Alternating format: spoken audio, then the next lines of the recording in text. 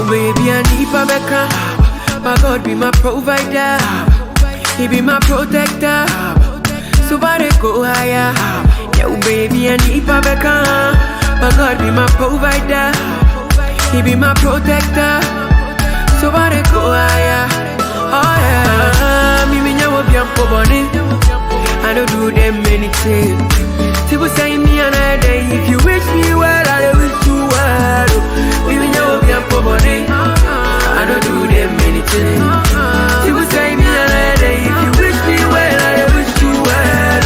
Eva, Eva, I still dey fight for the paper. Love me now, no be later. No be later. Eva, Eva, I still dey fight for the paper. Love me now, no be later. Yeah. Nana nyami kebi mama, kebi mama, kebi mama, kebi mama, kebi mama, kebi mama.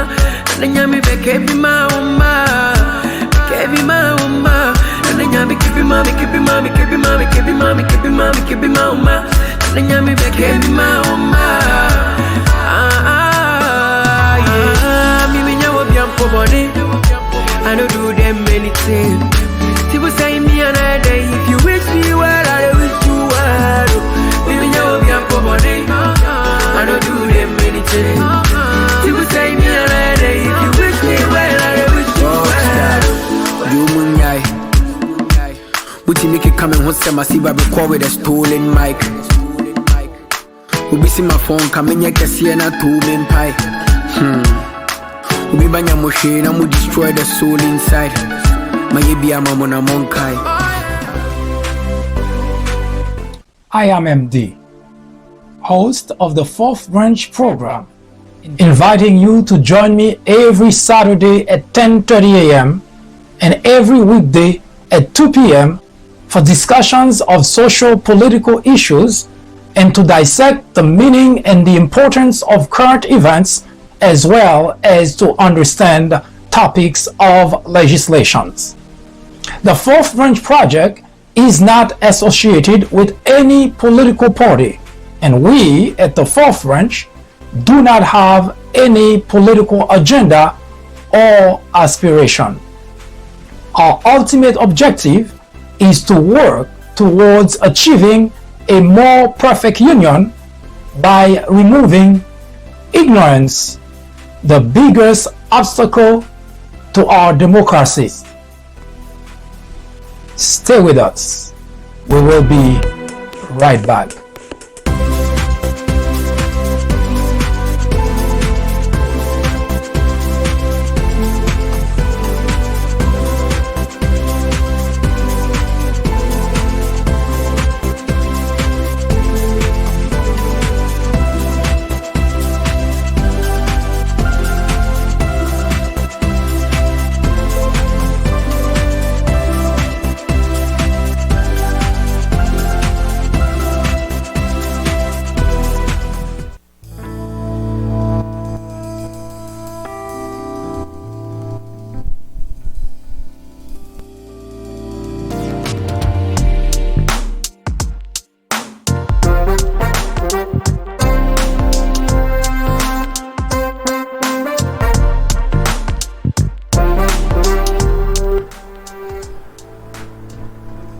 Hello everyone, welcome to the Fourth Branch program, the place for common sense.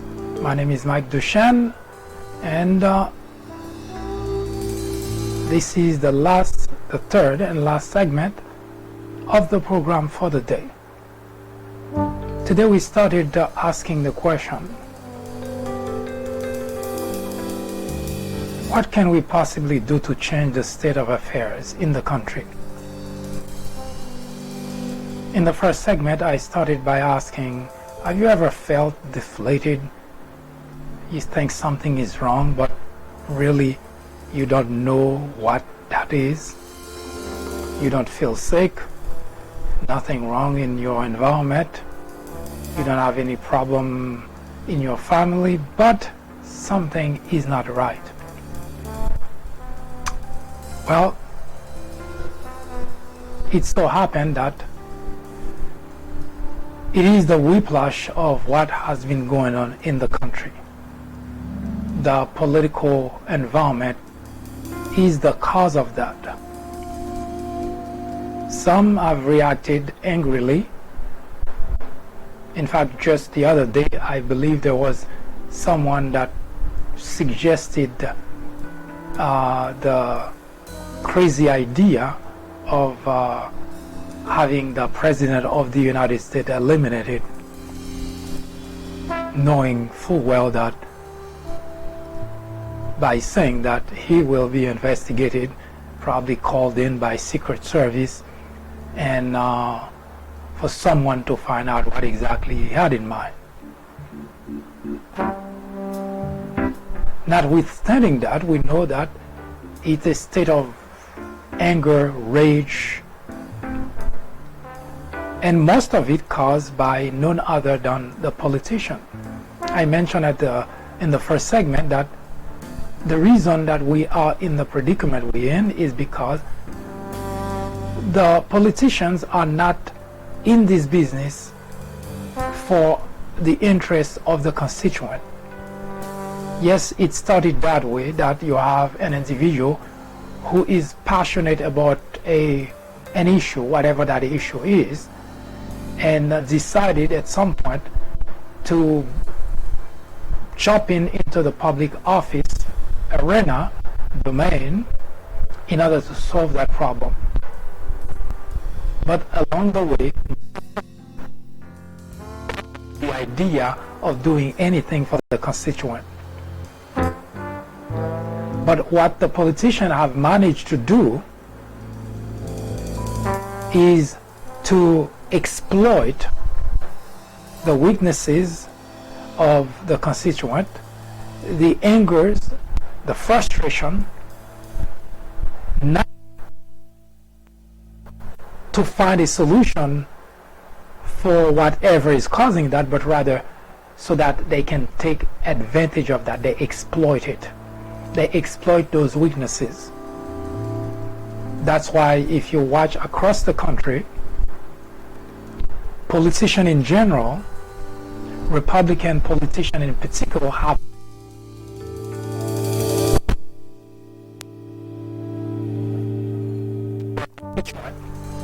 in a series that I published, a documentary on the People Branch YouTube channel, I provided a scientific research that shows that Republican and Republican-leaning constituents are more gullible, naive than their Democrat counterpart.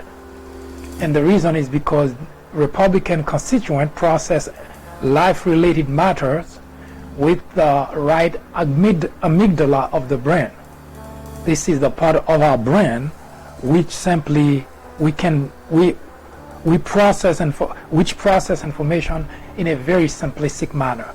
Right, wrong, good, bad, black, white. Unfortunately, that's the way that Republican and Republican-leaning constituents are structured. Democrats and Democrat-leaning constituents process life-related matters with the left postula of the brain. Interesting that Mother Nature is that way. Republican process with the right amygdala, the right. Democrat process with the left postula of the brain, left. Even Mother Nature has a good sense of humor. And what that means for Democrat, they process things with the part of the brain that use logic. So it's not just right and wrong, it's right, degree of right, degree of right, degree of right, degree of right, and then you have degree of wrong, degree of wrong, degree of wrong, and then you get to the wrong. So Democrats process things logically. Republican process things really with emotion, and Republican legislators exploit that weakness.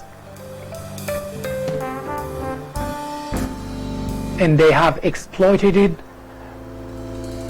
to such an extent that it's shameful. Of course, they call it politics, because they're able to convince millions of people that their argument is right, and because they exploit that weakness in the Republican constituent, which is that they unable, literally speaking, according to the study, that's 20 years of data. I'm not saying that the scientific study provided that information, and I strongly encourage you to visit the People Branch YouTube channel, which provide that kind of information that I just mentioned, which is that if you take a look at this documentary, which I did under the title Republicans Dumber Than Democrat, you will find at least 6-7 hours of video for the documentary in which I provided the detail made in that studies. And of course, I would very much encourage you to subscribe in order to stay abreast of whatever we're doing here at the Fourth Branch. Now back to this conversation. Now Republican legislators exploit that weakness, that frustration, that anger from the Republican constituent, and they don't have to do anything for them except to give them enough to be angry about, and they can rest assured that their job is secure forever. Look at those people in Washington. They've been there for decades, and they always have a way of convincing their Republican constituent, and their job is very easy. Now if you contrast that with the Democrats, you see in the news what happened inside the Democrat Party. They call it like there is a split. There is nobody, not everybody is on the same page. Now while that may be construed as bad for a political party, but for a democracy it is a good thing that you have different groups of people seeing things differently, and there have to be conversation, argument, compromise in order to get something done. That's actually good for the party. But on the Republican side, however, whatever the Republican come with, all the Republicans, both legislators and constituent alike, go along with it. And that's the part, the danger, which has to do with the fact that Republican and Republican-leaning constituent process information with the right amygdala of the brain, meaning they have no way of applying logic to it. And that doesn't matter what level of education the individual has. And that creates a major problem for the country. Here's a good example. Republican legislators know that a major part of their job is to exercise oversight on the executive branch. There is no if and but about it. That's part of our Constitution. They don't do it. And it doesn't matter, because they're able to convince the Republican constituent that I am on your side, because you don't want the president to be held accountable. Well, we are on your side.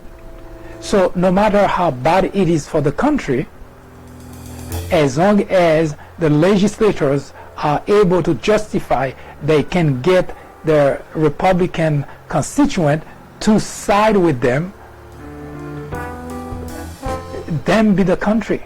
The country can burn down as far as they're concerned. And that's exactly what we saw in the first 2 years of Donald Trump presidency, in which Republican legislators just shrug off everything. Now, you don't have to believe what I'm saying.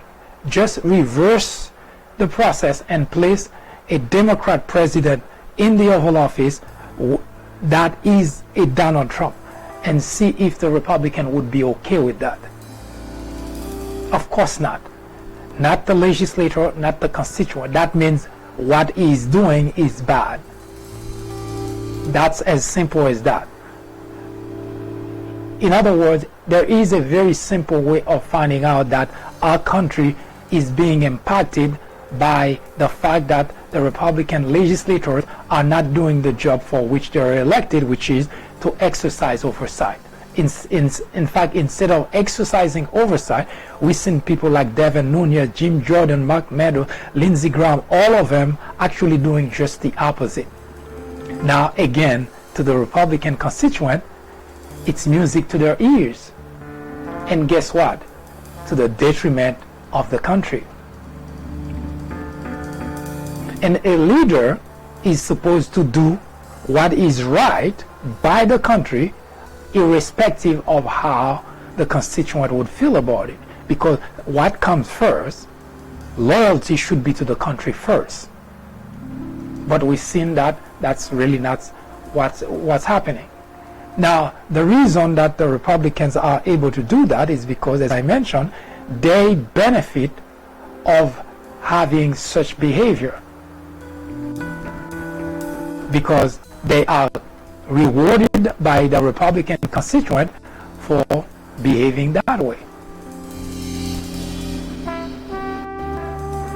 Now, one thing that I mentioned before in this program, that because of the way that the Republican constituents are, in other words, they process information in an emotional way, not in logical way, that the Republican legislators are able to manipulate them, to spin information, and to get them to agree with them no matter what it is. Not everything is politics. And I'm going to give you an example, and which also bring me to the conversation that I wanted to bring to the surface today, which is across the nation, Democrats in particular, and many women are on the street protesting a legislation passed in Alabama which called for a doctor who performed abortion to go to jail for 99 years.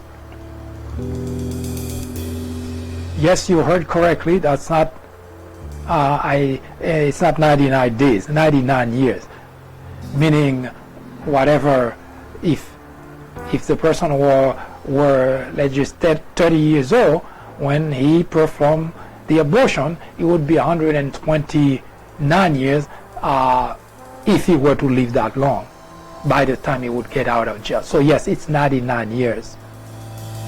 So the governor signed the legislation, and needless to point out that Republicans are happy, especially those who call themselves Christian conservative.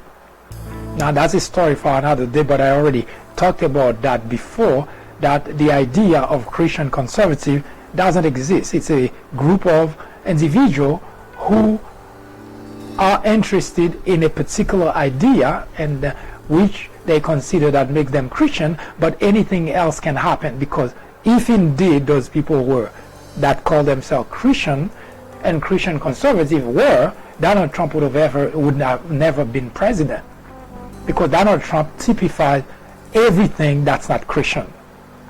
So, story for another day. So,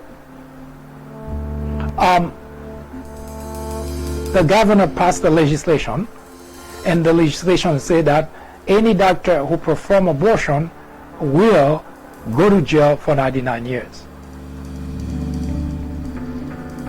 And what that means is ban on abortion in Alabama.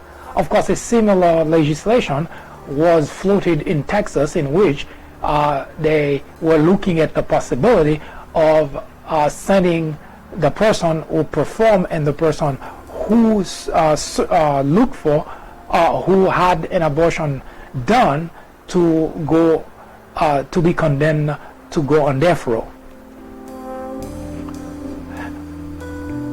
And in other words, a ban on abortion. Now, we're going to come back to show you that what I just mentioned earlier at the top of the program, that Republican legislators, elected officials, exploit the weaknesses, the simplicity of mind of the Republican constituent in order to advance their own career, their own political career, not because they have any interest at all in bettering the country, but rather because they believe that whatever topic that can help pin one constituent against the other, that can help frustrate, anger constituent, that music to their ears, because that helps them to secure their job. And that particular topic was thrusted into the spotlight by the governor of Alabama for that very reason. And I will show you why I say that. It's not because the governor cares so much about abortion. Maybe she does, but that's besides the point. But I will show you that any logical individual would know that those legislators, elected officials, they're not doing that because they care about the constituent. They're doing it because it benefits them politically. Yes, in the process, the constituent may get something out of it, but they don't have the constituent in mind when they did what they did. So we're going to take a quick look.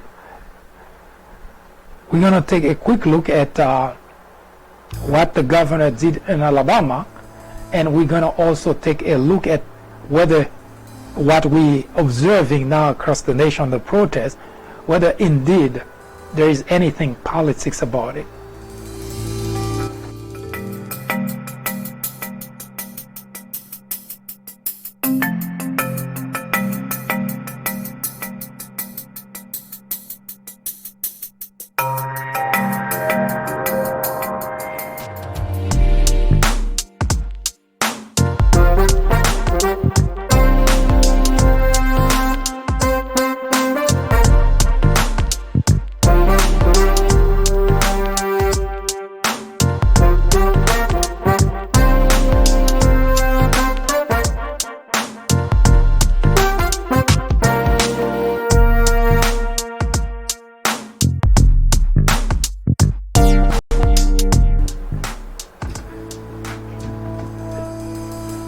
Now, we elect public officials, public servants, they call themselves, which means they're supposed to serve us, but instead they serve their own interests, their own agenda. We elect those individuals in order to do things that benefit the country as a whole. Now,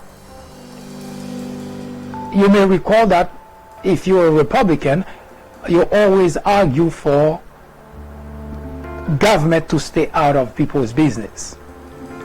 That's always the argument that usually preached by Republicans in general, that they don't want government in their business. That's why they want small government.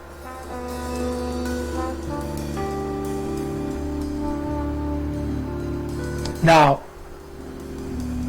let me make something very clear so that there is no ambiguity about this. First, I am personally against abortion, but what I'm about to say has nothing to do with my preference. You see, true freedom can only be achieved if we are all willing to fight for the rights of even those we disagree with. Let me say that again. True freedom can only be achieved if we are all willing to fight for the rights of even those we disagree with.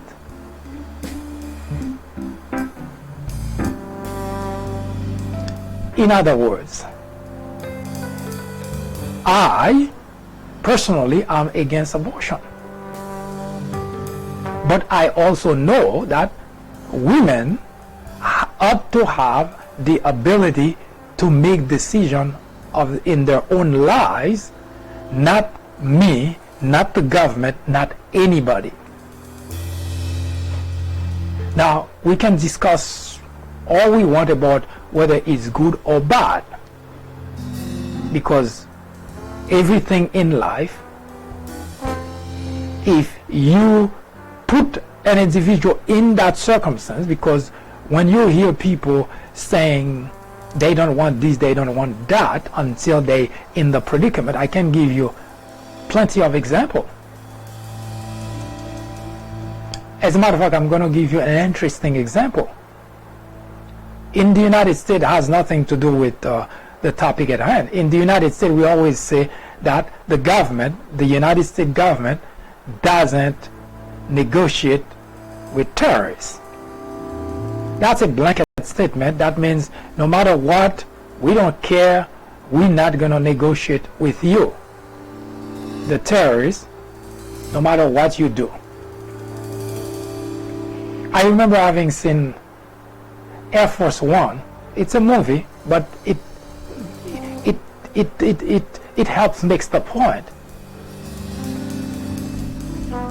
And the president on board and his daughter was kidnapped inside the plane on a different flank of the plane, and the terrorists, to make a point, now before the daughter becomes the next target, made a point on speaker, shot one of the president's aide that was on the plane, because the terrorist was asking for something that the president wouldn't agree with, and he shot the aide. And the next person that had the gun pointed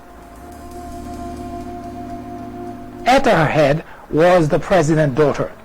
And the terrorist asking again and start counting down, just like he did for the aide that just lost her life. And of course, when the terrorist got to after one and shot the aide, now he was the countdown with the gun pointing at the president's daughter's head, and the terrorist asking for the president for something that the president wouldn't do. Now, if you guess that the president agreed to do it, you would be right. The reason I give you that example is to show you that when we sit in our living room arguing against something or for something, we have no idea the circumstances under which other people who are making those decisions are. We just think, just a blanket statement, just like the governor did with the blanket statement that ban abortion in Alabama because it's bad. So when we sit in our living room making statement and decision about abortion is bad, is because we are not in the predicament the individual that making that decision is, to understand that there is no other alternative. In the example I just gave you, the president would not wait to find out whether the terrorist would pull the trigger, because the circumstance said you cannot wait that time. So that's why me personally, I have my own view on the issue, but I also respect the fact that women do not take that decision just nonchalant, like they wake up one day and say, I'm going to have an abortion. I doubt there is a single individual woman on the face of this planet who would make that decision lightly. So when you hear the conversation that women say they want to be the one making that decision, I personally agree with that, despite my take on abortion.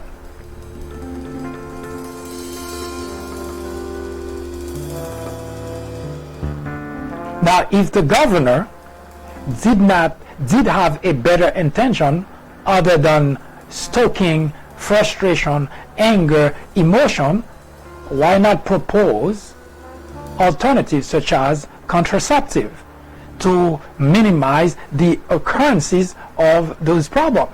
Why not do a statewide campaign to educate people? No, because that's not beneficial to the governor, because that doesn't put people back to back, and that's exactly what, in general, Republican legislators and elected officials, that's exactly what they want. As such, they're not looking for solution. As you can tell,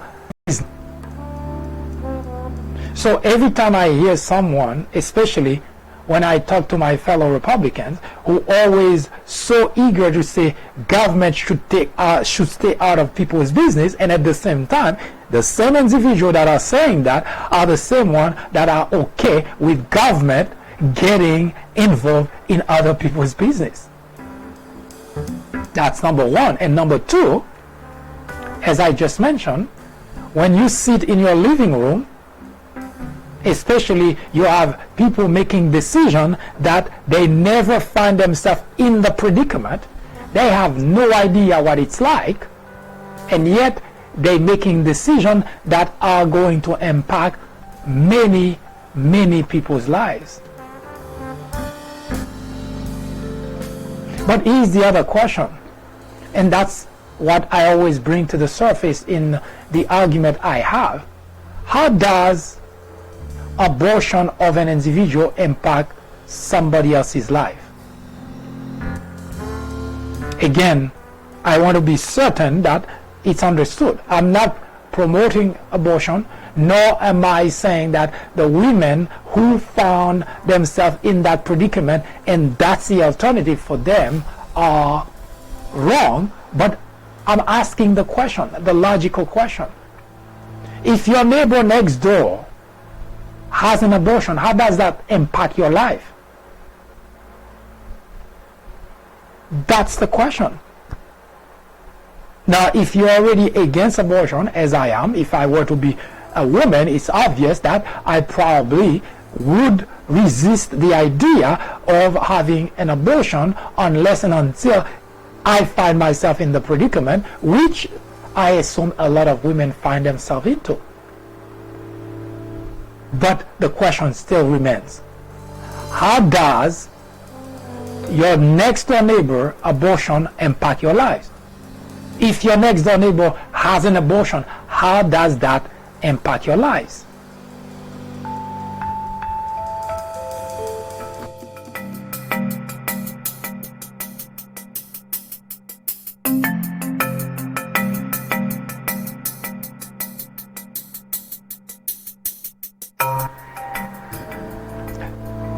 Tomorrow we will continue with our regular program, meaning that we will start the first segment by, of course, reading the Mueller report and continuing with the remaining aspect of the program. Today, we felt it necessary, since we felt so deflated, so it's like we felt out of place, then we had to take a detour and address those issues that are currently impacting the country in a very big way. I hope you have a wonderful afternoon, and I hope you can join me again tomorrow at 10 a.m.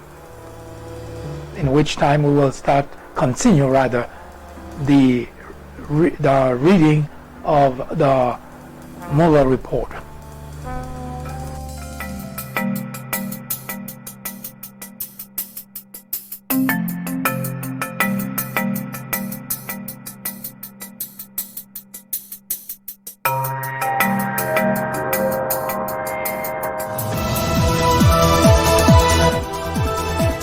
That was an update through the prism of common sense. Join us again tomorrow at 10:30 a.m. for a full presentation. I am MD, host of the Fourth Branch program, The Place for Common Sense. Send us comments, criticism, suggestion, or simply let us know how we're doing. Thank you for watching. Have a wonderful afternoon. See you next time.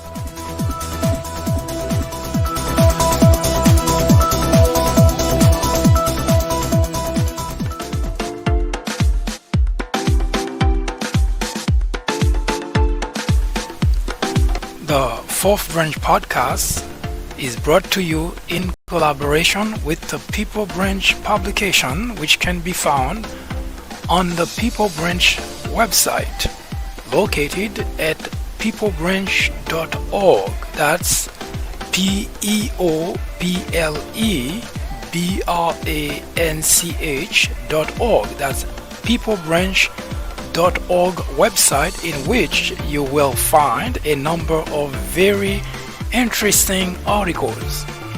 My name is Mike Duchesne, MD for short. I hope you have a great afternoon or a great evening, whichever it happens to be.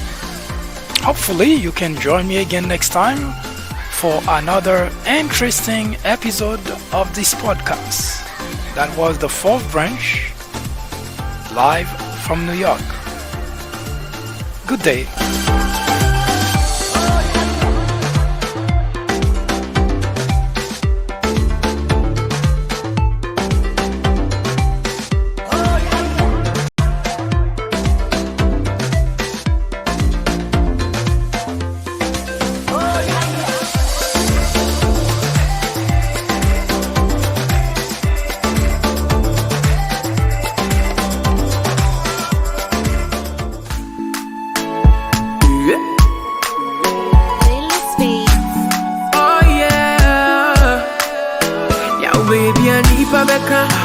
My God be my provider, He be my protector.